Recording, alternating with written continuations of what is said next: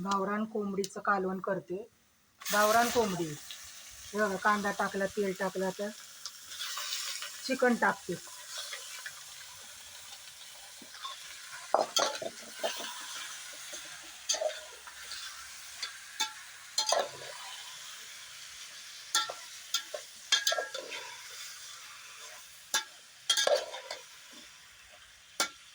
अंडी बघा, अंडी. हे बघा, अंडी पण आहे त्याच्यात.